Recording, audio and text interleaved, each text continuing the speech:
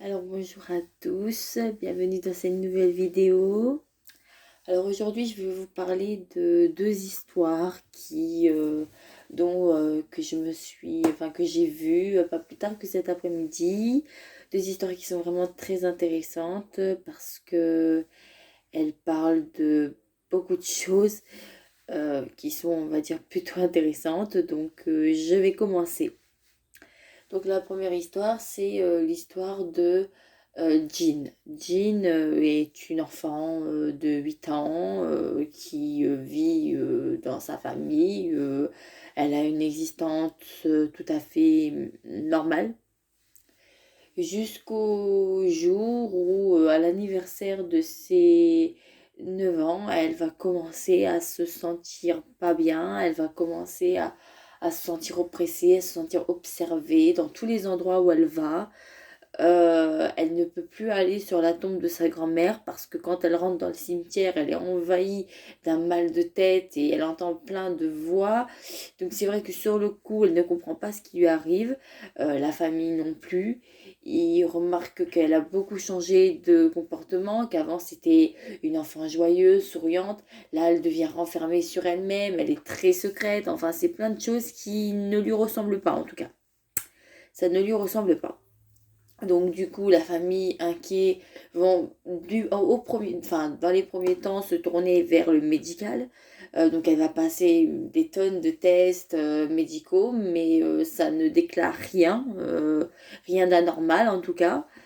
Donc du coup, la petite commence à parler et elle commence à dire que elle serait poursuivie par par des êtres qui ont besoin d'elle et qui la poursuivent. Donc cette histoire, ça va la poursuivre pendant des années, jusqu'au jour où on va arriver à ses 21 ans, et c'est là où ça va s'accentuer parce que elle va entendre les voix de plus en plus fort.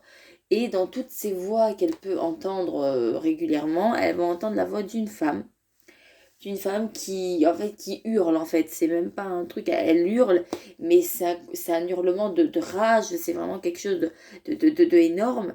Et donc bah Jean elle comprend pas, donc du coup elle va essayer de rentrer en contact avec cette entité qui crie pour comprendre ce qui se passe. Donc un soir, elle va réussir à rentrer brièvement, parce que ça ne dure pas longtemps, avec l'esprit, et ça a l'air d'être l'esprit d'une femme. Elle voit dans sa chambre apparaître une silhouette assez blanche, un peu translucide, mais elle peut distinguer une très longue robe blanche avec un visage très blanc. Et tout ce que cette entité lui dira, c'est on m'a oublié. Voilà, c'est tout ce qu'on dira. Donc Jean, elle va faire des recherches, elle va à la bibliothèque municipale et elle fait des recherches. Et elle va voir qu'il y a de ça 30 ans, une mort a été enregistrée. C'était donc il y a 30 ans, donc c'était dans les années 60. Dans les années 60, donc il n'y a pas l'année exacte, mais ils disent que c'est dans les années 60, et il a été enregistré le décès d'une jeune fille qu'on appelait Miranda et qui était une fille très gentille et qui rendait beaucoup de services. Enfin voilà, c'était vraiment, elle était vraiment la sainte de la ville.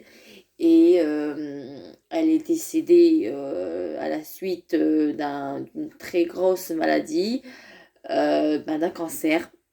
Et euh, un, un ou 2 ans après sa mort, et ben, il y a une autre femme qui va être désignée à sa place. Et ça, elle ne l'a pas du tout accepté parce que elle a fait énormément de bien à la population, et elle trouve que la population l'a oubliée trop vite. Et aujourd'hui, elle crie pour dire que qu'on l'a oubliée et que cela est inadmissible, hein, on peut tout à fait comprendre. Donc du coup, elle se fait entendre par rapport auprès de Jean, qui Jean va aller dans le village et va en parler. Elle va reparler de cette jeune femme, même si aujourd'hui il y a plus grand monde qui se rappelle du temps où elle était là. à part une vieille dame qui vit reculée, qui est en fin de vie, et elle va dire qu'elle se rappelle très bien de cette jeune fille, que cette jeune fille lui a souvent rendu service, mais que voilà, que c'est pas qu'on l'a oublié, c'est juste qu'il faut entamer autre chose, et que c'est pas parce qu'on a entamé autre chose qu'on l'a oublié. Mais bon, elle y croit pas du tout. Et Jean va réussir à organiser un rassemblement de personnes qui vont lâcher des petites lanternes en hommage à cette personne, Miranda, qui était une très grande servante de ce petit village et qui a toujours été présente pour eux. Et donc, eux, à leur tour, vont être présentes pour elle. Et il y aura un lâcher de lanterne pour lui rendre hommage et pour lui dire qu'ils ont pas oublié tout ce qu'elle a fait pour eux. Donc du coup, Miranda a fini par s'en aller. Elle finit par s'en aller en paix, en sachant que on ne l'a pas oublié. Voilà. Donc c'était la petite histoire sympa.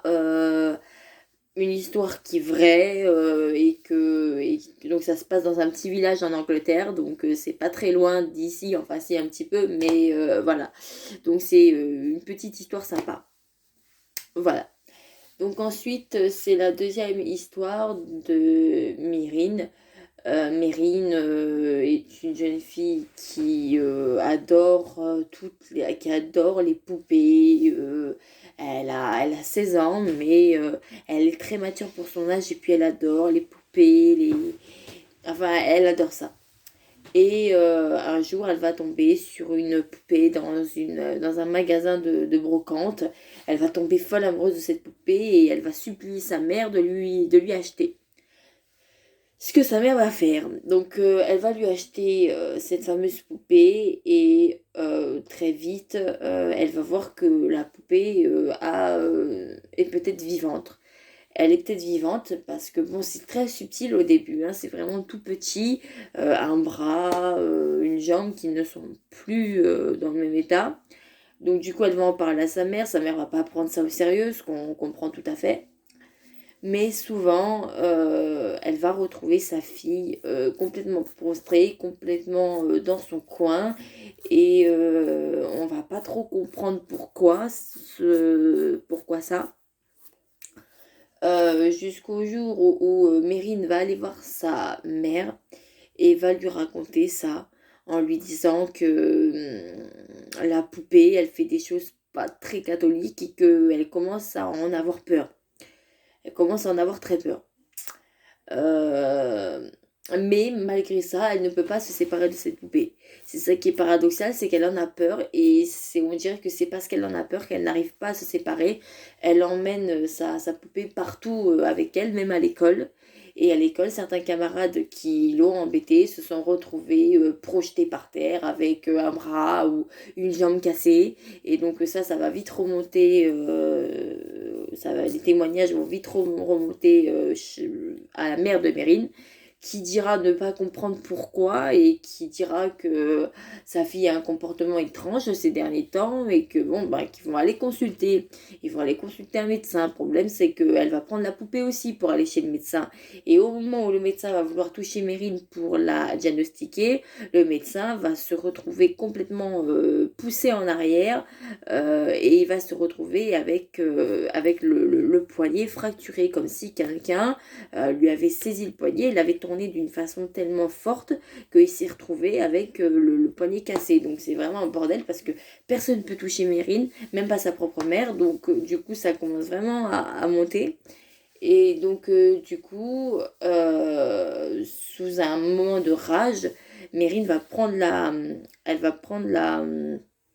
poupée et elle va la balancer par la fenêtre. La poupée va tomber et elle dira que le lendemain, la poupée était revenue dans la chambre. Elle était sur la chaise qui est face au lit de Mérine. Et Mérine va être encore plus épouvantée qu'elle l'a déjà été. Et donc du coup, elle comprend que ça sert à rien de l'acheter, que de toute façon, elle sera toujours là. Donc du coup, elle décide de ranger cette poupée dans le grenier. Des années plus tard, elle va revenir et la poupée est toujours là. elle est toujours là, donc Mérine, maintenant elle a 30 ans, elle a commencé à faire sa vie, elle a un petit garçon, et ce petit garçon va commencer à regarder le grenier, et puis à parler, et puis à dire que il entend une voix qui l'appelle. Donc de là, Mérine, ben, ça la scandalise, donc du coup, elle comprend pas ce qui se passe, et elle va monter dans le grenier, elle va retrouver la malle où il y a la poupée, et elle va lui dire, tu laisses mon fils tranquille, tu laisses mon fils tranquille. Elle veut absolument pas que son fils revive ce qu'elle, elle a vécu étant enfant. Donc du coup, elle essaye de garder son fils à l'écart de tout ça. Mais un après-midi où Mérine est endormie, son petit garçon va monter dans le grenier et il va s'emparer de la poupée. Il va parler avec la poupée et il va rigoler avec elle et il va s'enfermer dans sa chambre. Mérine, elle va essayer d'ouvrir la chambre de toutes les solutions possibles mais impossibles. Donc du coup, elle appelle le père de son fils avec qui elle est séparée depuis un an. Elle va l'appeler parce qu'il est à 1 heure de chez eux. Donc il va arriver, ils vont défoncer la porte et ils vont retrouver Mérine, enfin le fils, à genoux devant la poupée. C'est vraiment un truc d'hallucinant. Il est à genoux devant la poupée et d'un seul coup, la poupée va tourner la tête. Et là, Mérine et son mari, ils sont affolés, ils savent plus quoi faire. Donc du coup, ils trouvent pas mieux que prendre la poupée, l'enfermer dans les cartons, l'enrouler de scotch et l'inonder d'eau bénite, malgré les cris insistants du fils de Mérine. Ils vont la foutre dans le grenier une dernière fois et ils vont fermer le grenier à clé de façon à ce que leur fils n'y aille plus. Le problème, c'est que le fils, il va continuer à pleurer, à faire des caprices, à ne plus vouloir manger, à ne plus vouloir vivre, tout simplement, parce qu'on lui a retiré cette poupée. Alors sa mère, elle essaye plusieurs fois de parler avec lui en lui disant mais c'est qu'une poupée, arrête, je sais ce que tu ressens, je l'ai vécu, enfin voilà quoi, hein, c'est que il essaye à tout prix de voilà, mais ça marche pas. Malgré ça, ça marche pas. Donc du coup, ils vont appeler un prêtre qui va leur conseiller de partir de la maison et de laisser la poupée dans le grenier. Ce qu'ils feront 1 an après. Et 1 an après, c'est une nouvelle famille qui va emménager dans cette maison. Et là, c'est une petite fille qui entend une voix qui l'appelle. Et ils vont aller dans le grenier. Bien évidemment, ils vont tomber sur une malle entourée de scotch avec des traces de moisi parce que ça a été mouillé. Donc ils vont pas essayer de toucher et ils vont transmettre ça à un musée de leur ville et le musée va ouvrir cette malle et ils vont tomber sur cette fameuse poupée qui aujourd'hui est entreposée dans une grande armoire de verre et apparemment certains visiteurs disent qu'ils auraient été hantés par cette poupée après leur visite du musée. Donc voilà, c'était la petite histoire qui faisait peur. Donc bien évidemment, le fils de Mérine a mis beaucoup de temps à se remettre de cette séparation, mais il s'en est remis parce que bon, maintenant c'est un adulte, il a fait sa vie. Mérine, c'est une vieille dame, donc maintenant elle vit des jours paisibles et heureux, et franchement c'est tout ce qu'on lui souhaite, et voilà. Donc voilà, donc c'est la fin de nos 2 histoires. C'était pas des histoires ouf, j'avoue, mais je trouve que c'était des histoires vraiment très intéressantes. Et si vous voulez en savoir plus, vous pouvez très bien aller sur internet pour les voir et en parler. Donc petite annonce que je vais vous faire.